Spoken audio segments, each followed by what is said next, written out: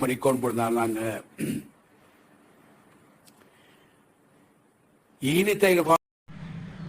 நண்பர்களே வணக்கம், தீபாவளி நல்வாழ்த்துக்களை இன்னொரு முறை தெரிவித்துக்கொண்டு, இப்போ திரும்பவும் நம்ம ட்ரம்ப்பை பற்றி தான் பேச வேண்டிய சூழ்நிலைக்கு தள்ளப்படுகிறோம். ஏன்னு கேட்குறீங்களா?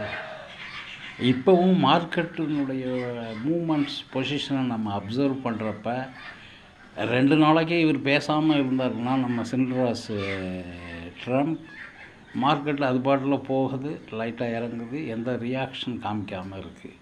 நேற்று திரும்பவும் பேசுகிறாரு. என்ன பேசுனார்? சைனாவுக்கு 185 நிச்சயமாக பர்சன்டேஜ் டேரிஃப் கன்ஃபார்ம் பண்ணுவேன், அவங்க மீட்டிங்கில் வரலான்ட்டு. அதோட இந்தியாவில் ரஷ்யாவிட்ட எண்ணெய் வாங்கக்கூடாதுன்னு.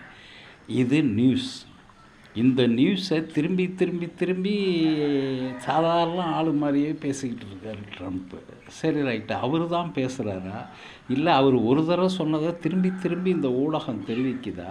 இந்த ஊடகத்தை தெரிவிப்பதற்கு யாரும் பின்னணியில் இருந்து ஆப்ரேஷன் பண்ணுறாங்களா? அப்படிங்கிறது தான் இப்போ கொஸ்டின் மார்க்கு. நிச்சயமாக தோன்றுது. ஒரு முறை 2 முறை இல்லை, இவர் இந்த வருஷத்தில் பதவி ஏற்றதுலேருந்து அப்படி தான் இருக்கிறது. அவர் அரைச்சமாகவே திருப்பி திருப்பி அரைச்சிக்கிட்டு இருக்காரு.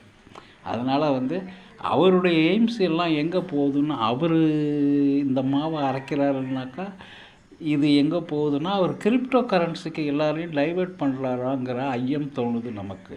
ஷேர் மார்க்கெட்லேருந்து மக்கள் டைவர்ஸ் பண்ணணும் அங்கே அப்படின்னு. இரண்டாவது, எஃப்ஐஐக்கு சாதகமாக நம்ம மார்க்கெட்டில் அவர் கொலாப்ஸ் பண்ணி விட்றாரு. இப்போ ஏறி இருக்குது, இப்போ 2-3% ஏறி இருக்கா, இப்போ திருப்பி உடனே கொலாப்ஸ் பண்ணி அவங்க இன்றைக்கி விற்றுருவாங்க. அப்போ இன்றைக்கி மார்க்கெட் ஏறினது திருப்பி இறங்கும். அதனால் it is an artificially created சாலக்.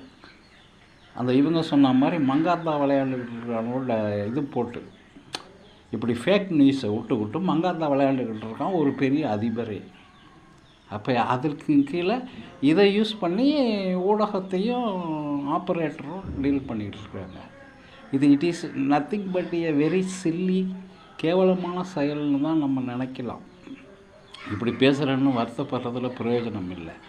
எல்லாத்துக்கும் data, biodata and this history of the markets, ups and downs, details எல்லாம் நம்ம தெரிஞ்சுக்கிறப்ப அது இதை தான் சொல்லுது. அல்டிமேட்லி எண்டில் நீங்கள் எப்படி வேணாலும் எல்லா டேட்டாஸையும் போட்டு பார்த்து பாருங்கள், இப்படி தான் வரும். அவங்க ரியாக்ஷன் கொடுக்குற அன்றைக்கி தான் மார்க்கெட்டில் பிரச்சனை வரும். அது வரலையும் மார்க்கெட் பிரச்சனை வராது. ஏறிக்கிட்டே இருக்குன்னு நான் சொல்ல வரல, ups and down, but it will go on reasonable like waves. But அவங்க வொலட்டாலிட்டியை கிரியேட் பண்ணி ஒரு ஸ்டாண்டர்டு மூமெண்ட்ஸ் இல்லாமல் அடிக்கிறாங்க. Even the good result companies வந்தால் கூட அந்த ஸ்டாண்டர்டு இல்லாமல் போகுது. அப்படின்னா இதை ஏன் நம்ம அப்படி கருதக்கூடாதுங்கிறது தான் என்னுடைய கேள்வி.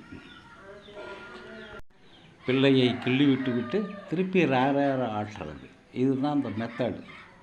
இந்த ஷேர் மார்க்கெட்ஸில் அமெரிக்கன் ட்ரம்பாக இருக்கட்டும், மீடியாஸாக இருக்கட்டும், இந்த operators, big shots in India, இவங்க 3 பேரும் சேர்ந்து ஆடுற விளையாட்டு தான் இது. எல்லாமே தெரியுது.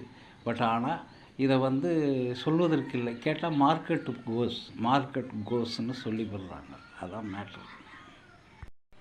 பட் ஒன் திங், இந்த ஐடி செக்டார் ட்ரம்ப் கொலாப்ஸ் பண்ணி விட்டதனுடைய எதிரொலி, ஐடி செக்டார்லாம் அமெரிக்காவிலேயே சேர்ந்துக்கிட்டு ட்ரம்ப்புக்கும் எதிர்ப்பு தெரிவித்து பல ரூபத்தில் போராடுறங்கிறது தெள்ள தெளிவாக தெரிகிறது.